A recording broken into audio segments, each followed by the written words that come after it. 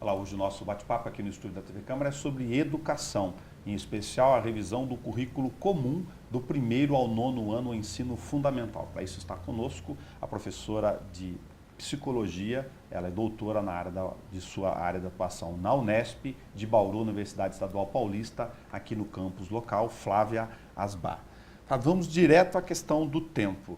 A gente vem discutindo, inclusive fizemos isso com o ensino infantil e agora com o ensino fundamental com você aqui conosco, a discussão sobre os movimentos na área de formação do currículo comum. Eu acho que é legal explicar para quem está em casa, não está acompanhando esse processo, como ele se deu na sua origem para a gente chegar a essa etapa inicial.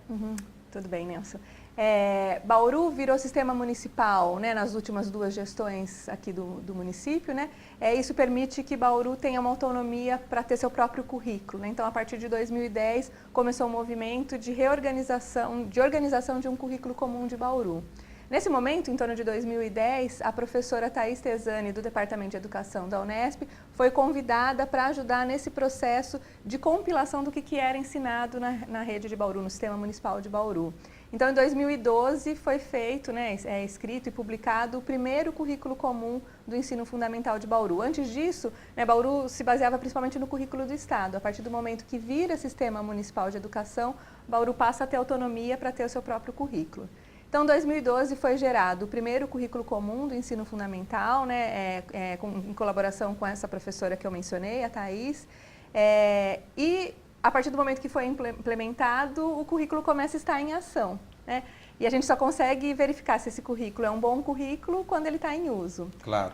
E daí, em 2014, o próprio Departamento Pedagógico da Secretaria Municipal começa esse processo de avaliação, né, se esse currículo está adequado ou não. Bom, então, num determinado momento, nós mudamos a plataforma do ponto de vista de gerar o próprio currículo comum, Isso. Saindo da relação com o Estado para a nossa própria realidade, da rede, dos nossos alunos, da nossa sociedade, e colocou em implementação. Você entra exatamente na etapa de, bom, vamos revisá-lo para ver eventuais ou necessidades de adequações. Isso, exatamente. Quando o currículo chega nas escolas, os professores começam a usar esse currículo, começam algumas questões. O currículo do 1º ano em ciências está muito denso ou não, ele tem pouco conteúdo. E daí a secretaria começa esse movimento de enviar protocolos de avaliação para as escolas e para os professores, para que eles pudessem avaliar o currículo do ponto de vista da sua adequação. Nesse momento, o Departamento Pedagógico da Secretaria Municipal de Educação me convida eu e o Afonso Mancuso de Mesquita, que é um professor universitário, estudante de doutorado da Unesp também, para ajudar do ponto de vista teórico, né? Bauru tem feito um movimento de buscar aprofundamento teórico, especificamente na articulação entre a psicologia histórico-cultural, né, que é uma teoria da psicologia, e a pedagogia histórico-crítica, que é uma teoria da educação. Então, Bauru tem feito esse movimento de buscar embasar suas práticas pedagógicas nessa articulação teórica. Então, em 2014, nós somos convidados para ajudar do ponto de vista teórico como esse currículo ele pode ser um currículo expressão dessa articulação entre a psicologia e a pedagogia. E daí eu começo a realizar, junto com o departamento pedagógico, alguns estudos, né, principalmente da psicologia, para tentar entender do ponto de vista psicológico quem é esse estudante, como ele se desenvolve. E a secretaria fala assim, não, a gente precisa aprofundar esse estudo não só aqui internamente, mas também com os professores da rede. E daí é feito um segundo movimento de estudo, chamando pelo menos um representante de cada escola, para que a gente fizesse esses estudos dos fundamentos teóricos da psicologia e da pedagogia, que pudessem embasar o currículo. E nesse grupo, né, com pelo menos um representante de cada escola, é que a gente define como que vai ser a estrutura do currículo. Tem um movimento, então, interessante aí para as pessoas entenderem. A necessidade, primeiro, de implantação do currículo comum, segundo, o início da plataforma de revisão, e não é um movimento verticalizado, um movimento que acabou entrando dentro de cada unidade de acordo com a relação com os professores, que é quem acaba fazendo isso em última instância do processo educacional. Sim, isso foi bem interessante, né, porque algumas escolas veio a diretora participar, outra escola veio a coordenadora pedagógica, algumas escolas, alguns professores tinham interesse, então a gente montou um grupo de estudo em que a gente foi estudando alguns temas da psicologia, histórico-cultural e da pedagogia e montamos a estrutura do currículo. Paralelamente, né, ao departamento pedagógico, que na época era dirigido pela Fernanda Bechara, organizou grupos de trabalho para fazer a revisão das áreas. Então, inglês, matemática, português, né? Então, a gente foi fazendo, né, o currículo ele tem duas linhas, né, esse processo de revisão. Os estudos teóricos, que geraram vários capítulos, que são capítulos de fundamentação teórica, e os estudos das matrizes curriculares, que foram organizados a partir de grupos de trabalho. Então, por exemplo, artes. Um professor do departamento pedagógico organizou um grupo de trabalho com os professores de arte do município para fazer a revisão da matriz curricular de artes. E assim, ciências, matemática, inglês, educação especial, né, todas as áreas de conhecimento. Então, esse processo de revisão ele foi feito em duas linhas, né? A revisão teórica e a escrita de capítulos de fundamentação teórica e a revisão das matrizes curriculares, o que gerou um documento enorme, né, mas pensando que abarca de primeiro ao nono ano e todas as todas as áreas, né, então um documento de 900 páginas, né, justamente porque abarca o ensino dessas áreas, né, de primeiro ao nono ano e mais os capítulos de fundamentação teórica. Como toda relação de conteúdo, de técnica, de pesquisa, você a princípio identificou a necessidade natural de ajustes de certa dissonância entre esses conceitos de conteúdos e aquilo que era a visão daquilo que se ensinava dentro da sala, ou que está sendo praticado dentro da sala de aula? Sim, sim, a gente foi fazendo essa discussão, né?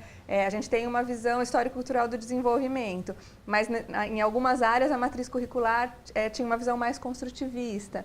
Então a gente foi o tempo inteiro dialogando para que fosse um currículo orgânico, né, nesse ponto de vista. É um currículo produzido pelos professores da rede, acho que esse é um ponto importante de destacar, né? Não é um currículo comprado ou que veio alguém da universidade e definiu o que ia ser ensinado, né? Em algumas áreas isso foi bastante discutido, né? Por exemplo, artes. Foram feitas várias discussões para definir o que ia ser ensinado, como ia ser ensinado, né? Para produzir o documento de artes ou geografia ou história. E, ao mesmo tempo, buscando essa articulação teórica, né? Um currículo que expressasse os fundamentos teóricos que o município tem se apropriado desde 2010, né? Desde do início da gestão anterior. Então, acho que isso é bem importante destacar, porque é um currículo que ele vem da base, da escola, né? Todos os professores tiveram a oportunidade de preencher o protocolo de avaliação e depois foram convidados para esses grupos de trabalho, que daí participam aqueles que têm mais interesse, mais disponibilidade de tempo. Mas todos os professores, de alguma maneira, participaram desse movimento de revisão do currículo. Quanto tempo esse processo entre ouvir as partes, essa sistematização para reformulação e adequação desse material? Os protocolos de avaliação, eles foram enviados para as escolas em 2014. Depois de 2015, foi feito todo esse processo de tabulação desses protocolos de avaliação e começaram os estudos teóricos e os grupos de trabalho. E em 2016, os grupos de trabalho finalizaram esse processo de revisão dos currículos das áreas e, ao mesmo tempo, nos capítulos de fundamentação teórica, nós convidamos especialistas das áreas, né? Então, por exemplo, para falar da transição da atividade de jogo para atividade de estudo, que corresponde ao primeiro aninho, né? A gente convidou a professora Juliana Pasqualini e o professor Ângelo Abrantes para escrever esse capítulo. Para escrever sobre educação ambiental, nós convidamos professores da Unesp de Botucatu. Então, a gente convidou outros especialistas para escreverem os capítulos de fundamentação teórica, né? Esse processo todo começou no final de 2014, 2015, e agora a gente entregou o currículo comum para as diretoras das escolas no finalzinho de 2016. Para fazer o parêntese, o programa específico de educação infantil desse trabalho, que faz parte do ponto de vista de rede, com a Juliana Pasqualini, você encontra na página da TV Câmara Bauru, é só digitar, procurar pelo sistema de busca Juliana Pasqualini, que é um dos trabalhos que a Flávia acaba mencionando. Aí é natural você pensar do ponto de vista da construção de currículo comum, que você tenha as várias dimensões, por exemplo, quem é o aluno, quais são as questões metodológicas ao longo do tempo. Eu estou lembrando aqui da entrevista com a Juliana, por exemplo, que para cada fase, naturalmente, logo bebezinho, você tem processos de transferência ou de troca de informações bastante específicos. Sim, isso foi uma discussão que a gente acabou trazendo nesse novo currículo, nesse currículo revisado, né, que não tinha no currículo de 2012, que é trazer especialistas para discutir os vários períodos do desenvolvimento, né? Então, o currículo ele começa com um capítulo mais de fundamentação teórico, que foi escrito pela professora Lígia Márcia Martins, também da Unesp de Bauru, e depois um capítulo para falar da especificidade do primeiro ano E essa foi uma necessidade que as próprias professoras da rede trouxeram, né? A criança entra agora com 6 anos, né? Não é mais 7 anos como era uns anos atrás. Ela entra ainda muito atrelada à atividade de jogo. Então, qual que é a especificidade do primeiro ano? Como que esse primeiro ano trabalha a transição do jogo para o estudo, né? Tem sentido pensar na transição do lúdico para o aprendizado sistematizado mais formal, em si? sim, com certeza. A criança do primeiro ano não é mais a criança do primeiro ano de 15 anos atrás, que já entrava com 7 anos, em certa medida preparada para estar alfabetizada, né? É uma criança que às vezes entra com 5 anos e meio. E como que a escola vai receber essas crianças? Então, uma demanda das próprias professoras do município é que tivesse um capítulo para pensar a transição do jogo para o estudo. Então, esse é um dos capítulos da fundamentação teórica. Depois tem um capítulo sobre atividade de estudo mesmo. O que é essa atividade de estudo? Como ela se estrutura? Como que a gente pode pensar o currículo para essa criança, né, a partir dos 7 anos? Acho que essa é uma dimensão importante do currículo, né, que é pensar a quem eu estou ensinando, não só o que eu estou ensinando, que é a matriz curricular, mas a quem eu estou ensinando, porque só se eu tenho clareza, né, de quem é esse sujeito, essa criança, né, do fundamental, do ensino fundamental, que eu posso pensar a metodologia de aula.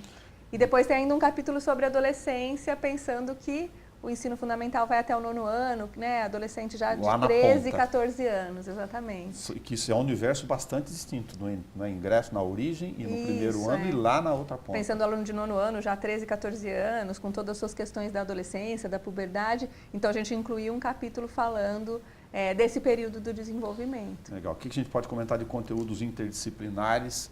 Para a gente ter ideia um pouquinho lá, vamos passar 900 páginas aqui, lógico, para as pessoas terem noção desse trabalho. Esse foi outra demanda desse movimento de discussão com os professores da rede, né? Como eu disse, pelo menos um representante, que há conteúdos que eles não devem estar necessariamente numa disciplina, né? Que são conteúdos que devem serem discutidos em todos os momentos da formação da criança. Então, a gente definiu que tinham 4 temas, poderiam ter outros, que nós chamamos de conteúdos interdisciplinares, né? Então, um deles é a educação ambiental.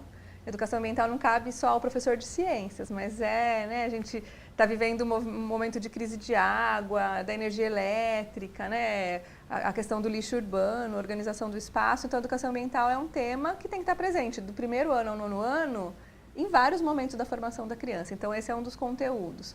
Outro conteúdo são as questões raciais, né? A gente vive diversas situações de preconceito racial na escola e é uma questão que é pouco problematizada. Então, foi decidido que a gente teria um capítulo para discutir as questões raciais na escola. O terceiro tema é a questão da educação sexual. Em ciências, por exemplo, tem os temas da saúde reprodutiva. Mas nós não estamos falando só da saúde reprodutiva, mas as questões dos comportamentos sexuais, as questões de gênero, por que a gente, né, tem vivido várias situações de feminicídio, a gente chama, né, machismo e tudo mais. Então, a gente entende que essa é uma discussão importante de ser problematizada nas escolas. E o último capítulo ainda desses conteúdos interdisciplinares é discutir valores e ética na escola, que a gente entende que é um tema urgente, né, de ser discutido. Aqui não significa mencionar, até para não ser injusto, né, que o professor não esteja preparado com todas as questões. Mas como toda adequação que envolve interdisciplinariedade aqui, de ter que se imaginar, já eu que estou fazendo um recorte para frente, se dentro da rede, da experiência dos contatos que vocês estão, porque vocês estão fundamentalizados em pesquisa, estão debruçados, eu quero dizer, com isso o tempo todo, e o professor está vivendo a realidade dele do dia a dia. Se é razoável imaginar que a Secretaria Municipal de Educação, na implementação, tenha que fazer naturais movimentos junto aos professores para adequando essa interdisciplinaridade aqui. Com certeza. Eu acho que agora o currículo, né, ele foi publicado, acho que agora tem um segundo movimento que é garantir a formação do professor para atuar em relação a esse currículo, né? E daí tem vários desdobramentos possíveis. A gente pode fazer uma formação para discutir esses conteúdos interdisciplinares, para discutir os textos das matrizes, a fundamentação teórica. Então, acho que agora é necessário um movimento de formação do professor para atuar nesse currículo. E não só isso, assim, o currículo ele é um documento, né, que expressa determinado nível de organização dos professores, mas o currículo ele tem que estar em eterna revisão. Então, daqui a alguns anos, mesmo que o currículo seja um currículo bom, o currículo ele tem que estar em movimento, né? Então, daqui a uns anos vai ser necessário um novo movimento de reorganização, de revisão, adequação. É natural imaginar, então, que independentemente do tempo seja de curto, o tempo da questão educacional, ele possa ter outra demarcação de como a gente lida com ele no dia a dia, mas são duas questões aí que me vieram à questão. Bom, estabelecido o currículo comum, do professor ter natural capacitações para interdisciplinas que ele não porque não o conheça, porque ele não estava habituado com essa nova realidade. Hoje e depois no tempo as modificações da dinâmica social acabar gerando outras provocações. Com certeza, né? A ciência ela está em eterna construção. Então é natural que outros conteúdos sejam considerados importantes. A gente precisa fazer a revisão do currículo, né? Por exemplo, uma descoberta científica que precisa ser inserida no currículo. Então, o currículo, ele, embora seja um documento que tenha uma certa validade, um bom currículo está em eterna revisão, né? O currículo é um documento que expressa uma determinada organização de conteúdos em determinado momento histórico, mas um bom currículo está aberto à revisão e o currículo ele só é vivo na prática, né? Então, a gente pode ter um currículo lindo do ponto de vista teórico como documento, mas o currículo bom é o currículo que está lá na sala de aula, né? E daí a figura do professor é essencial. Nós temos uma matriz curricular, essa questão das questões metodológicas, estabelecer quem é o aluno, qual é o universo do conteúdo. E aí tem questões muito específicas que eu achei interessante comentar aqui. Tem eixos, por exemplo, da artes, músicas, teatro e dança. É natural que alguns desses professores, nós estamos falando deles direcionados, pensando com política de formação educacional, que eles estejam mais direcionados a uma área e não a outra para fazer esse movimento daqui para frente. Sim, você citou especificamente o exemplo de artes, né? Artes são 4 eixos, artes visuais, música, dança e teatro. De forma geral, o nosso professor do município, ele tem uma formação predominante nas artes visuais, né? Até porque aqui na Unesp de Bauru tem o curso mais vinculado a artes visuais, e o professor tem uma tendência a dar prioridade a artes visuais, que é o que a gente conhece, né? Não só o professor, mas no senso comum está colocado como arte. Então, tem um movimento na própria secretaria, né, de formar os professores nas áreas específicas, por exemplo, artes. A gente precisa aprofundar o estudo sobre dança, sobre teatro, para que o professor amplie o repertório dele próprio e das crianças. Mas a gente tem o exemplo de arte, isso acontece em educação física também, né? Esportes, lutas, jogos. Se o professor for um professor que tem uma formação, uma experiência mais nos esportes coletivos, ele acaba deixando de lado um pouco a questão da luta ou da dança, né? Acho que isso não é uma especificidade de Bauru, né? A gente acaba usando o senso comum, puxando a sardinha para o nosso lado. E a ideia é que o currículo ele traga esse repertório amplo e que o professor ele se aproprie disso e faça um pouco também essa escolha, né? O que eu dou conta de ensinar, o que é importante para o aluno naquele desenvolvimento, para aquela turma, as turmas variam muito, né? Por isso que eu disse, o currículo de Bauru é um currículo vivo. E assim, se a gente olhar no plano teórico, né, se as crianças bauruenses aprenderem grande parte daquilo que está colocado no currículo, vão ser crianças que vão ter um ensino muito forte. Assim, eu vejo o currículo de Bauru com muitos bons olhos nesse sentido. Acho que Bauru tem tudo para ter uma educação de excelência. Pensando num outro movimento, que é um movimento estrutural, mas colocar aqui com a sua visão como pesquisadora, talvez como paralelo da nossa questão, o município nos últimos 8 anos, ele fez estruturalmente um movimento de mudança do número de vagas para ensino integral dentro das escolas. Era cerca de 15% do ensino infantil, hoje é 75% da rede. Esse movimento está sendo colocado agora também para o ensino fundamental que nós estamos colocando aqui. Aí é natural um raciocínio que eu fiz aqui de pensar a necessidade do currículo vivo, da dinâmica disso, em relação à disponibilidade, o tempo que essa criança vai permanecer dentro do ambiente escolar. Isso acho que é uma tendência nacional, não é só do município, né, de ampliar o período integral. Acho que Bauru tem feito isso, né? Algumas escolas do município são escolas integrais e agora acho que nesse próximo ano vai inaugurar uma escola que já nasce período integral. Isso gera um desafio, porque daí você amplia a carga horária e não se trata só de ter aula de manhã e aula à tarde do mesmo jeito, não é no que nenhuma criança aguenta. Então, acho que o município vai ter esse desafio de repensar o formato mesmo, né? Algumas escolas do estado que são período integral têm práticas bem interessantes. Então, tem as aulas tradicionais num período, depois no outro período tem projeto de trabalho, pesquisa. acho que o município ele vai ter que avançar nesse sentido. Como que a gente organiza o currículo para uma escola de tempo integral? Que não se trata de ficar dando aulas, 8 horas por dia para a criança, né? Temos um currículo vivo, novinho, implementado e revisado. Tem sentido imaginar agora, do ponto de vista até de política de acompanhamento desse tipo de plataforma, de uma intersecção com vocês que estão na universidade pública para o acompanhamento desse processo de formação do professor ou até da implementação daquilo que foi pensado? Eu espero que sim. Acho que eu, como professora da Unesp, Universidade Pública, eu sempre digo assim que a universidade pública ela tem obrigação de servir ao público, até porque nosso salário é pago com imposto, né, das pessoas. Então acho que essa parceria ela é quase que uma obrigação nossa. A Secretaria Municipal de Educação, independente de gestão, tem feito essa parceria, então acho que é importante destacar que não é uma política de governo só, mas política pública mesmo, né?